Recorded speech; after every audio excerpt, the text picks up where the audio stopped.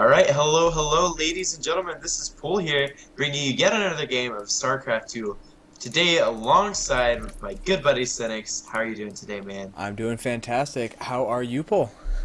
Well, I'm doing just well. I had to get up at 10 o'clock this morning and go to college, and then continue on to go to work at 3 o'clock and work until midnight. So, I am extremely exhausted. Of course, I'm not too tired to play StarCraft 2 and cast it alongside you, of course. Alrighty, Guldas does seem to have a little bit of empathy for you right there, just saying that this is screwed up right in the beginning. Yeah, And Akamu my saying, yeah, it's life. really weird that you had to wake up like that. That sucks. Like, Oh, what's even better is that I get to get up at 8:45. However, I do have the next 2 days off, so very nice. relatively excited about that. Anyways, so just so you guys know, this map is Devolution, which is actually was this the first six mineral map that was made I or think set? so, yeah. I know it was definitely the first map that was custom made for Okay. that. I don't know if one of the latter maps might have been transformed into a few resources per base map, but this was definitely the first original work. Okay, sweet. So this is definitely the first one that at least I got to see, so I'm relatively familiar with it. Just so you guys know, as far as getting a natural goes in the space, it's a little bit interesting. I mean, it's right down your ramp. However, there is a relatively wide choke leading right outside of it, and the thing is, it's kind of far. I felt like it was kind of far for me from my main base, which now that I look at it, it's actually not that bad.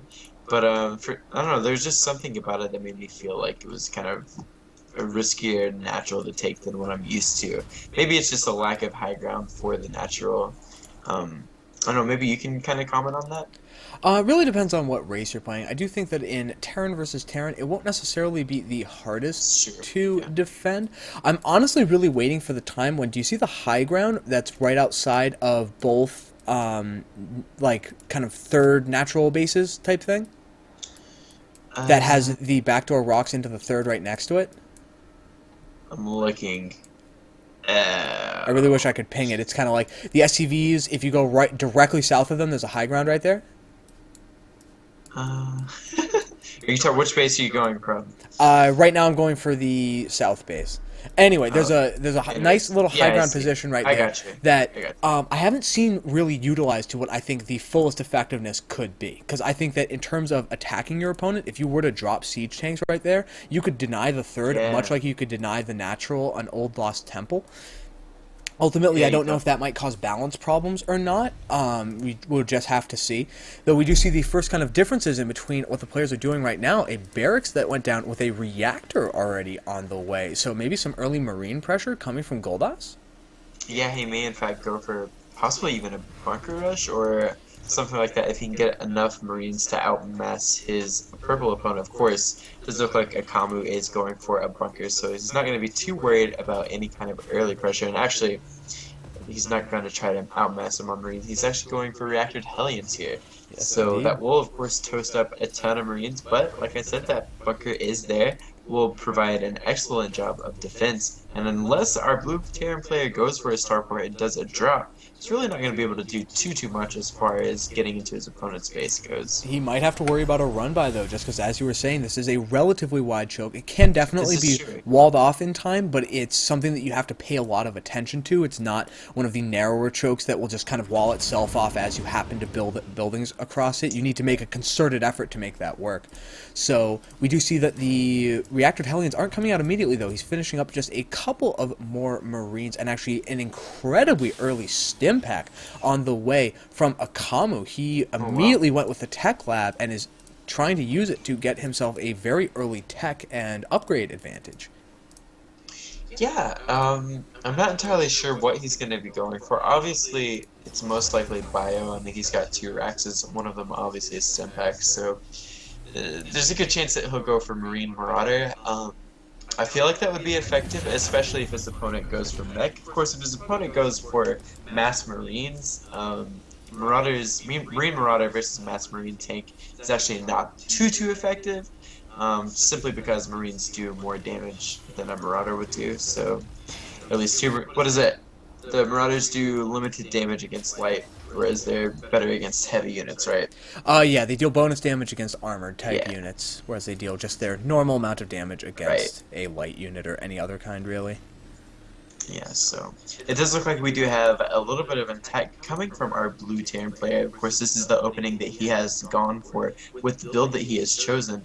And actually, just checking out some watchtower is actually just going to retreat right now. So I think that was a pretty good idea. He really couldn't do too much damage. I don't think he would have been able to break their front at all Yeah, I think it of was just to Akamu's kind of space. freak Akamu out, maybe Yeah, make him pull some SCVs off the line, which obviously he didn't do, handled that very well, waited to actually see if the attack was going to be real before attempting to do anything, but just go for a little bit of pressure to get his opponent nervous and get him off the map. I'm honestly really interested, though, what we're going to end up seeing with this mech play that we're starting to see out of Guldas. He's not going for tanks super early, he's going for Blue Flame Hellions and a dropship.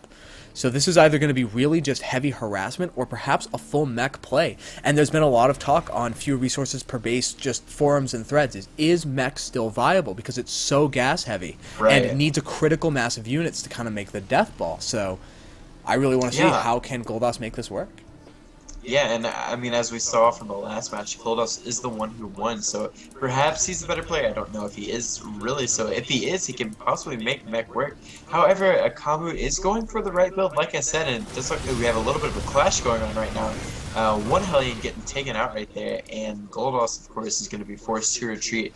There are about 7 Hellions, though, so he might choose to turn around if he wants to. And that is what he's going to do, so the Hellions are coming in here, taking out a ton of Marines right there. Wow, losing almost every single Marine. Will he lose them all? It's a good chance that he will. No, he doesn't lose all of those. Of course, the bunker is up, so our purple Terran does manage to retreat and save at least most of his Marauders right there, so good for him. Yeah, it was a very interesting army setup, though. We do have a drop hopping Yep. right into the main. A couple of Marines coming back to try to do something about this, but they're not at a particularly high health. 2 of them only at 7 health. And as the blue Oh my flame gosh. gets into play, they immediately roast those Marines. I do always think that's one of the most gruesome death animations, as they're like twitching on fire on the ground. It's horrible. But he's lining them up. There's a whole bunch of SCVs going down right now. And wow, not losing a single Hellion and immediately dropping them off to continue the attack in the my gosh. natural.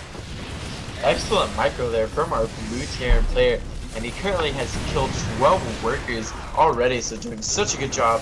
Of course, he will lose the medevac and the 4 Hellions, but most definitely was worth it.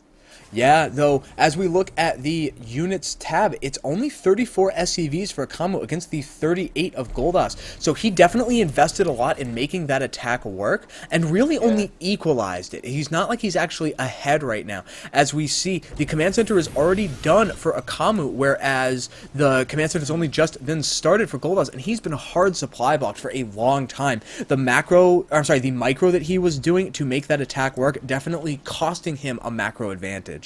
Yeah, I definitely agree there. Now, it does look like Akamu is going for a bit of a timing attack. That's exactly what he does need to do. We don't even have Siege Tech up for our Blue Terran player, and it's only almost, it's probably like 1/3 of the way finished. If he goes in right now, he would do really good damage, but it doesn't look like he has any kind of intention on attacking his opponent. Yeah, I don't think that he can know if his opponent has siege tech Yeah, ready. there's really no way. And Yeah. so he's just a little bit nervous because if he like stims in and the tanks are just sieging up as he tries to do that, it'd be horribly one-sided. And actually, an interesting thing about Hellions is that even though they deal almost no damage against Marauders, they tank Marauder shots extremely well. yeah. Because Marauder only does 10 damage, 11 with the +1 upgrade that we see that Akamu does have right now, which means that it takes 9 shots to kill off a Hellion.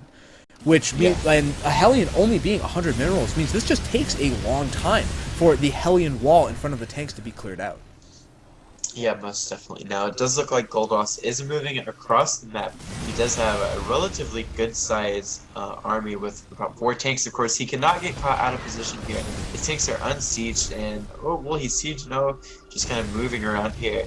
Purple Terran could probably be capitalizing a little bit, but I guess he doesn't have quite enough forces to deal with this army, even when they are unsieged. There is a slow push moving through the middle now, and a big stem trying to get in and get involved in the attack. However, the siege tanks in the back doing absolute work. Yeah. This entire bioforce being completely cleaned up, though it was at the cost of most of the Hellions. However, I don't think I did one siege tank go down. Is that the entire? I think only one. It looks like one did, yeah, and one got about half killed. Now, this is the thing with Bio, you can reinforce really quickly, and while you may only kill 1 or 2 tanks in the first fight, you can kill the rest of them off. Obviously, there are not quite as many Hellions, there's only 3 right now, as there were in the first attack, so Guldas needs to be careful. He does not want to get caught out of position, and he needs some Hellions to tank Marauder shots, as you were talking about. Yeah, he is in a kind of awkward position now because his units can't leave. Because the stimmed units that are right now going in for a big attack will be able to just chase them all down. And so right now this small mech force is being totally cleaned up, but the Hellions did get in and get a huge number of SCV kills in the third. Oh gosh, I totally missed that. Yeah, there we see that one Hellion finally going down, and that had 12 kills. Let's go ahead and look at the workers kills. Oh my god, 37 workers killed. Ooh, I'm so sorry, I missed that, guys. Line them up! Yeah, so that, just Guldas playing exactly the way he should be playing, with mech pushing across the map, meanwhile sending Hellions here and there to do some worker damage. Interestingly, sorry about that. And when you think about Bio, you think, harassment everywhere and drops in every which place. But the mech player is actually doing a lot more harassment right now. Yeah, we might be seeing kind of the creation of a new style of kind of harassment-oriented mech play, really taking advantage of a strong foundation of just solid mech units, the siege tanks, the Vikings, things like that, but then a lot of Hellion harass to try to deal the economic damage that he needs in order to stay in the game. So right now he's only just taking his third and dropping a lot of mules on it, though he hasn't had that critical gas income for quite some time, which has let his opponent gain a pretty noticeable army size and just supply lead. Yeah, so let's look at the upgrades. Ooh, wow, Guldas has an engineering bay, and he actually has 2 factories. I mean, obviously he's not going to get any kind of unit upgrades. However, his armories are about halfway finished with 1 and 1, so doing a good job of his upgrades. And meanwhile, our Terran player is only just not getting his 1 armor upgrade. So both of these players, I guess you would say, are even as far as upgrades go. And yeah, that's all relatively just okay right now, I guess. We do see a big drop moving up right to the north of the map from Akamu. It looks like a whole bunch of Marauders and just a couple of Marines. They might be able to do something to this third. However, a very, very good spread of missile turrets in place to immediately shoot that down. I do hope that Guldas is going to be paying attention to this drop. Akamu is going to be paying attention to this drop because he might lose both those for free. Yeah, oh god, Akamu really needs to be careful right now. He is going to lose the 1 medevac, and there goes the other one. Wow, losing so much right there. He really did not want to lose all of those units. Yeah, that was a big, big supply drop, and we now actually see Guldas taking the supply lead, which is very dangerous when you have a mech army against just a bio one, because the bio one generally is going to be trading cost efficiently as their goal, whereas the mech wants to retain their units as much as possible. But a 200-200 mech death ball is going to crush a 200-200 bio army unless it gets caught out of position. Yeah, and that's the thing. Our purple Terran will really need to be paying attention. Of course, we do see Guldas here coming in with all of his army. He has so many tanks right there. 11 tanks and a ton of Hellions. Now, it does look like our purple Terran is trying to go around for a little bit of a flank and going to be caught a little bit out of position, but not quite. Does manage to survive with just so many tanks. It's so hard to break that with your bio units. I mean, you can have a ton of units, but that many tanks is just so hard. Yeah, and the upgrade advantage definitely going for Guldas right now. It is 1-1 tanks against just 1-1 bio. Yeah. And once again, as a bio player, you usually want to have considerably more upgraded units than your opponent, because your opponent's investing all of their gas and a large amount of their minerals into merely having an army. Whereas as the bio player, you can invest that additional gas income into having the critical upgrades for your units. Which is why you usually see things like 3-3 Marauders against maybe 1-1 or 2-1 tanks. Yeah, well, obviously, I mean, Guldas is just doing such a good job with his upgrades. Typically, you don't even see a lot of mech players, at least at a lower skill like Masters or so, getting the upgrades that they need. They just kind of think that they have a great advantage and get, out-upgraded and get caught totally off guard. Of course, now the thing is, Guldas is actually in a little bit of an awkward position. He is pushing in, and Akamu doesn't really have enough units to deal with this, but there is a little bit of a group of Marines and Marauders outside of the attack of Guldas, so he could possibly go for a flank once he has enough. Of course, Guldas is just killing so much right now, it's going to be really hard for our Purple Terran to do that. There was this one hero Banshee in the bottom right shutting down this fourth base from Guldas. She had, I think, like 14 or 15 kills by the end of it. A small group of Marines was sent in to kill her off. However, now the Blue Flame Hellions and another Banshee are in to just finish this base off. And Akamu does seem to be in a bit of trouble, saying, very deep, meditative sound. Yeah, I feel like he perhaps thought that he was going to win that one based off of or not win that one, I'm sorry. He actually lost the last one, what am I thinking here? Or did he win? No, he lost, yeah. Yeah, he lost. Never mind what I was going to say. So yeah, right, he does say that he thinks that mech is fine. Obviously, just off of one game, we can't make any broad sweeping statements like that. But Guldas, I do think, played mech in a very interesting way. He secured a smaller number of bases than his opponent and very carefully took each one and protected himself very, very well against harassment. And that's just kind of how you play mech in general. But he also made sure to harass his opponent a lot and really get up in his face so that his opponent didn't feel like he could do the kind of like move out across the maps and base snipes and other things we see bio players trying to do in general TVT. Yeah, most definitely. So, great job there by Guldas. Of course, great job by Akamu. Kind of hoping that Akamu would have won because I love when bio beats out mech. But, oh well, I'll just have to watch like MMA do it or something. Alright guys, well we do appreciate you for tuning in to this cast.